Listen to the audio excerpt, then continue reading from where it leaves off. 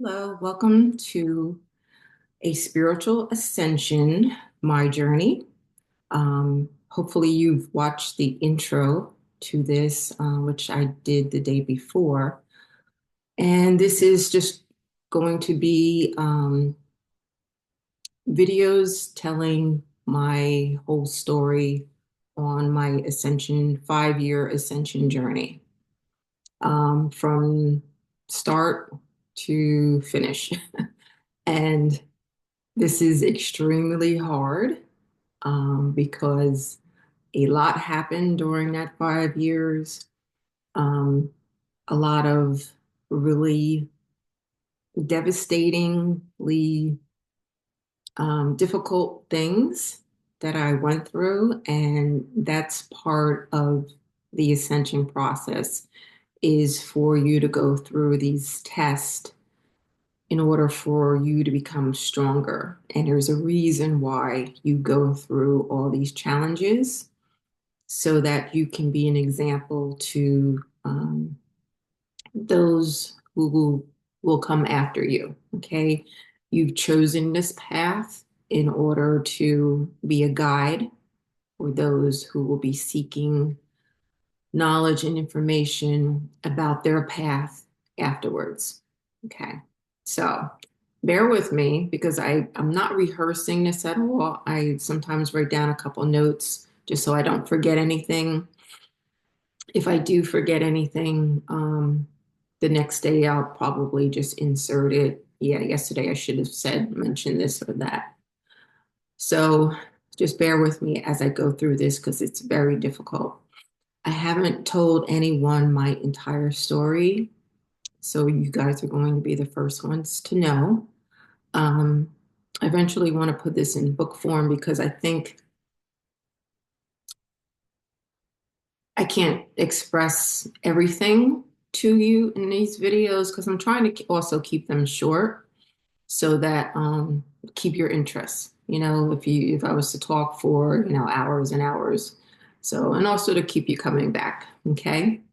So I'm going to start. This is kind of like um, my journey went from April of 2020 to April of 2025, exactly 5 years. And that's pretty significant. Um, the divine, I was working up until last week, 9 to 5 job. And the divine said to me, okay, it's time for you to stop working. And talked about that in several videos recently. Um, and the reason why was it to concentrate on giving this information. Also, um, the message became louder and louder that it was time to tell my story. And this is very hard. I know when we ascend, we let go of our ego, but there's still a part of me that says, okay, I'm telling some of the most difficult things that are quite embarrassing that I went through. And, um, but it has to be told. It's also for you to know that your journey is going to be different, totally different than mine, but just be aware that there's going to be extremely difficult challenges that you will go through. Also, noting that during this time, as I've said in many videos, you're letting go of your entire past life. So, in order to do that, you're letting go of people, situations, family, places, and which is also emotionally difficult. But when you get on the other side of that, you understand why. And also the reasoning for I'm just trying to keep count over here so I don't go too far over time. But this is kind of just a preview of what I'm going to continue to talk about. So let's start off. I've told my story a little bit about when I first came into um, spirituality. So that was back in 2012. And I have been raised in a religion which I kind of feel like is a cult. And I had left that religion when I was about 26, 25, 26. And when you leave the religion, as most cults, there is a shunning. And because I was raised in that religion and my older sisters also were a very big part of, um, the religion, they stayed in it. It's told to them that if someone leaves, then you need to shun them. So I had young children, and when I stopped going, my punishment was to shun me. So no longer would they have any social contact with me. Um, they would come and get my children, take them for the weekend or whatever. They may talk to me, have a little bit of conversation, but they would not do anything socially with me.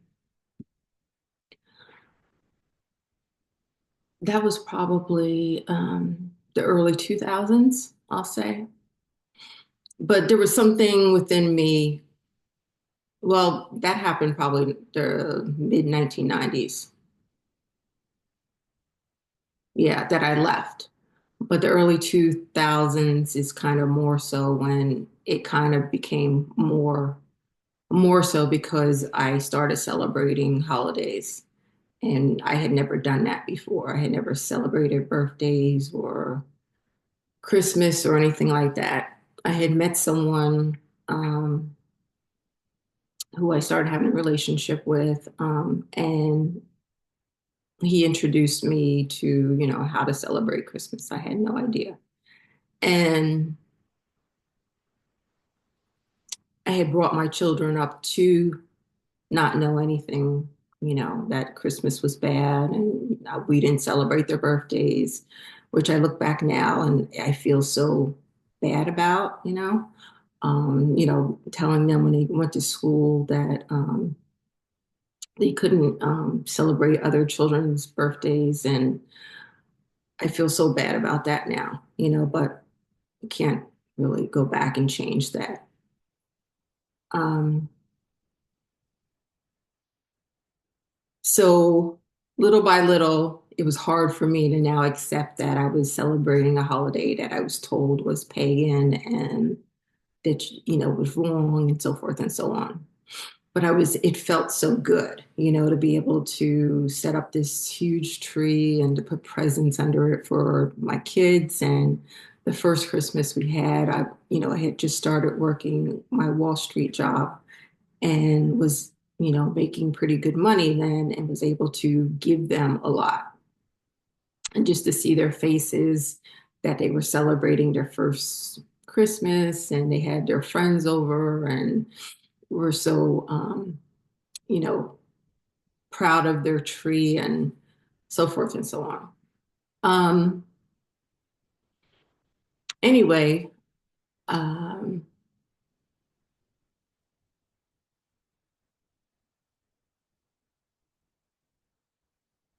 my oldest son had gone into the Marines, and then my other son had gone to college in Philadelphia. And it was now time for me to, I was in New Jersey, living in New Jersey, was born and raised in New Jersey, and it was time for me now to move into Manhattan because it's just easier commute. I was taking the train, commuting every day. And that was really time consuming and also very expensive to do so. So I moved into Manhattan in 2007 and it was really kind of starting my life now because um, I had nothing holding me down to having to raise children and I could now, because I had children young, My first one at 21, the second one at 22. I was no longer now being held down to, I could now experience life, in Manhattan, do all the fun things there are to do in Manhattan, which it's kind of not like it is, like you think it is. It's more exhausting. Um, 2007, November 2007, my second son, Travis, came home from Philadelphia to visit some of his friends in New Jersey. And on his way back from visiting his friends back to his father's house, he hit a deer on a highway and had got out of the car to and another gentleman also kind of ran over the deer. And they both got out of their separate cars to kind of pull the deer out of the roadway. And another drunk driver came along. They were standing on the shoulder of the road and hit them both and killed both of them, my son and the other gentleman. So now my 19-year-old son is gone, and I was raised to believe that when you die, you are just gone, you're just dead. There's nothing, there's no soul, there's nothing else to you. So I'm saying to myself, oh my goodness, like, my son is just gone. There's nothing left to him. And that's going to be important later on. Um, my sisters had come and got me from New York. I was the last one to know. Um, they came and got me and brought me back to New Jersey where we had the funeral and everything, which was just a disaster because everyone's ego is, involved. And, um, it was like who loved him more, or who did he love more, and all these different things. The one thing I do remember, I'm going to cut this off shortly, but at the wake, a bunch of his friends, about 6, 7 of his friends came, and I was sitting in the front row, and they came and surrounded me, and they said to me, Ms. Ridley, we just wanted you to know that you were Travis's hero. And like so many things had happened with Travis that just those words like really touched my soul. And um, I'm so thankful to them to this day for um, them telling me that, because when everybody around me, his father, even my mother, people were just saying the weirdest things, like they always said weddings and funerals are the worst things, or people just act a certain way, and it wasn't a great thing. Um, so my sisters, after the funeral, the next day, they dropped me back in New York, and I think we had lunch or something like that.